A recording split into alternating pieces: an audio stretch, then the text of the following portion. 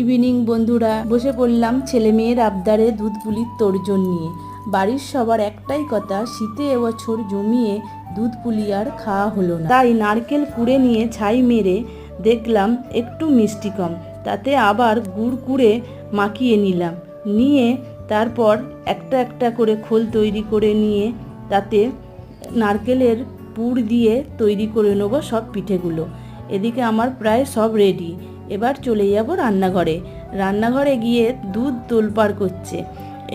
একটা একটা করে পিঠেগুলো সব দিয়ে চাপা দিয়ে আবার ঢাকা খুলে কিছুক্ষণ পরে আমার জন্য তুলে নেব চিনি ছাড়া, কারণ আমি মিষ্টি খাই না। আর এইদিকে গুড় দিয়ে আবার চাপা দিয়ে তৈরি হয়ে গেছে আমার দুধ পুলি।